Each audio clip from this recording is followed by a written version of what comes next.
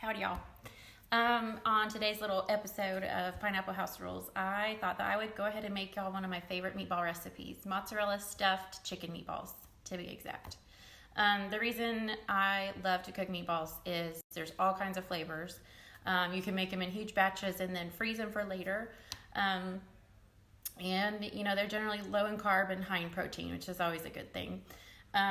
So I had a request from one of y'all on Instagram to show how I make meatballs because I talk about them all the time. And so that's what we're going to do today. So let's get going.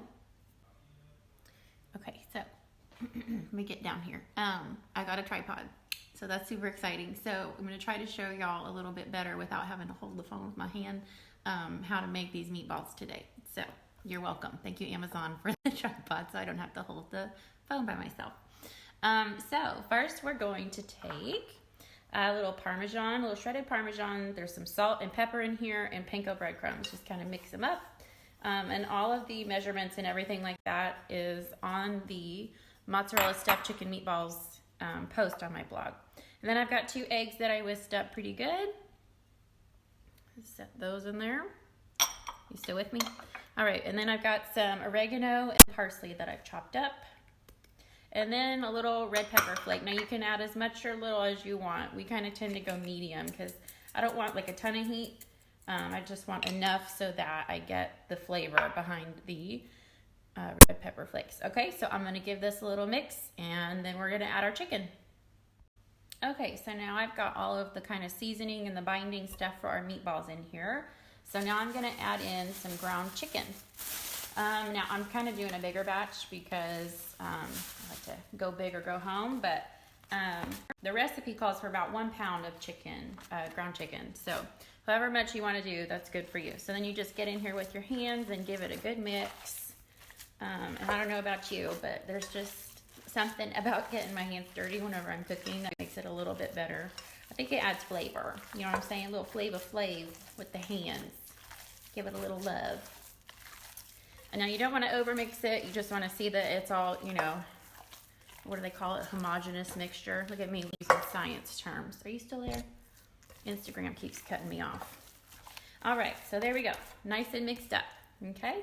And so now what we're going to do is we're going to make our little meatballs. So I have a little scoop, little tablespoon scoop. Kind of looks like an ice cream scoop. So that way I don't make, you know, meatballs that are ginormous and some that are too small. So I scoop a little bit and make a little cute meat pancake. And then I'm going to get my cheese. Now, I've got these little kind of cherry-sized mozzarella balls that I found at the grocery store. I'm going to tuck him in nice and tight. And then I'm just going to bring up the meat over the sides.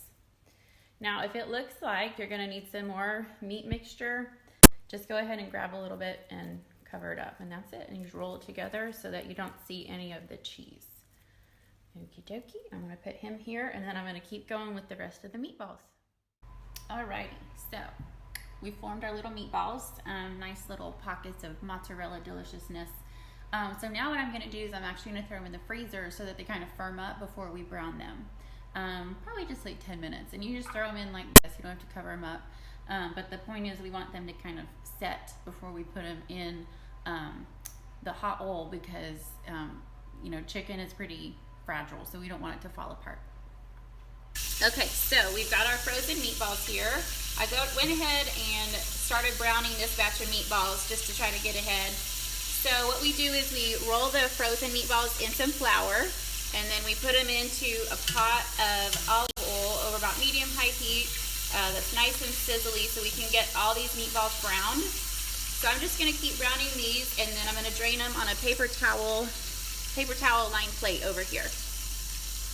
Alrighty, so all of our meatballs are brown. So now I'm putting them into a big pot with 2 jars of my favorite marinara sauce. We like to use Rao's homemade marinara, but I mean you can use whatever kind you like, Prego or whatever floats your little boat. So I'm just turning all these little meatballs so that they all have an equal amount of sauce. We're going to cook them in the oven at a 350 degree oven for about 12 minutes until, you know, the insides are done cooking. And I have 3 little leftover mozzarella balls that just cannot go to waste. So we're just going to throw those in there. So I'm going to give this a cover. I'm going to throw it into a 350-degree oven for 12 minutes, and then we're golden. Alrighty, so I threw them in the oven. They're all cooked through, so now all we have left to do is garnish. So we're going to do a little extra Parmesan, Parmigiano Reggiano. I don't think that's how they really say it, but it was fun to try. A little Parmesan and then a little julienne basil. Make it nice and pearly. There we go, that's it. Mozzarella stuffed chicken meatballs.